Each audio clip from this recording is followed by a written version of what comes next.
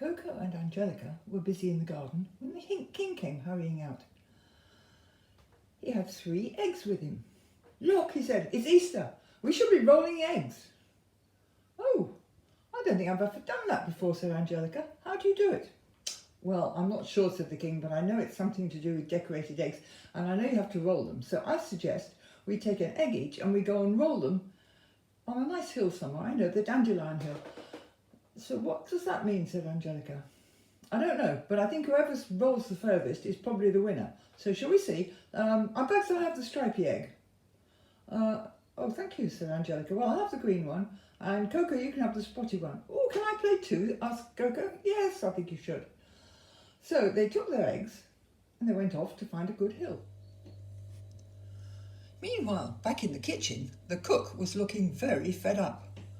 "Look," he said to his mate, "I had 4 eggs in here, and now, look, there's only 1. How can I possibly make an Easter cake with 1 egg? It's just not possible. I need all 4. "Oh dear," said his mate. "What can have happened?" "Hadn't you thought of ordering some more eggs?" asked his mate. "I did. I ordered lots, but they sent chocolate ones instead. What a stupid shop. And now here I am, stuck with not enough eggs, and I don't know what to do." "Perhaps I could go outside and have a look," said his mate. "There is a lot of noise coming from outside." "Oh, if you wouldn't mind, please," said the cook.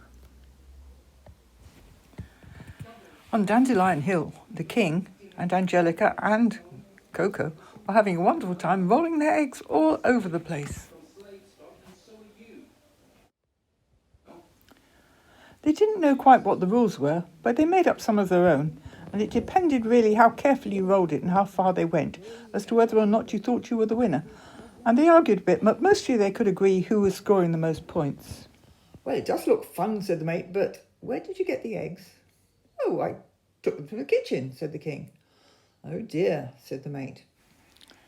Suddenly, a very cross cook turned up. "Hello," said the king. "Would you like to play?" "Play?" said the cook. "I don't play. I bake things and I need eggs for them, and somebody took my eggs, Your Majesty." "Then they'd be no good now," said the cook. "They'll be hard-boiled."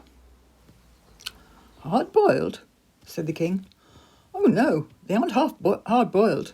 No, I didn't boil them. I just painted them." "What?" said Angelica. "You mean we've been playing with these eggs, rolling about, bumping them into each other, all over the place, and they weren't even boiled?" "Well, no," said the king. "Well, actually," said the cook, "that could be a good thing, because maybe I could still use them." "Well, I don't understand," said the king. "One of you says I should have boiled the eggs, and the other one says it's a good thing I didn't boil the eggs. What am I supposed to do, for goodness sake?" "Well," said the cook, "I think what we better do is gather up these eggs as quickly as possible and get them back to my kitchen."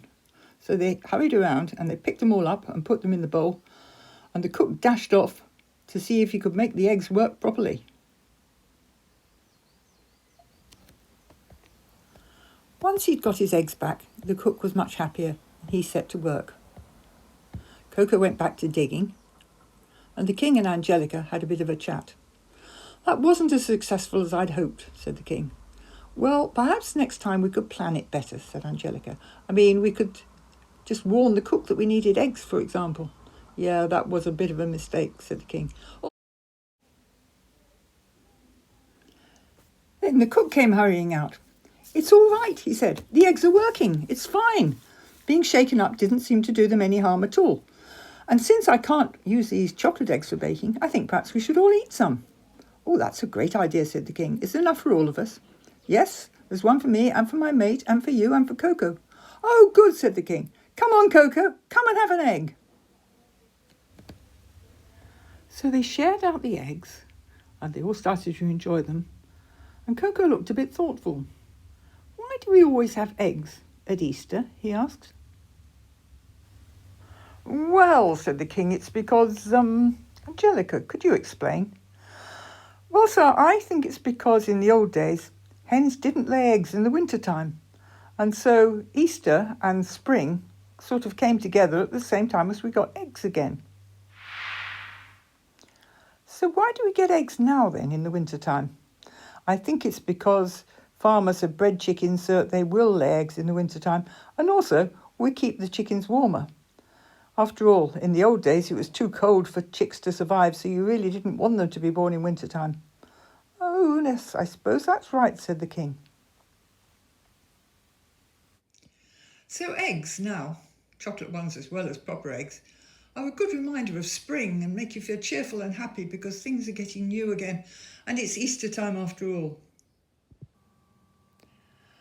Happy Easter, everyone.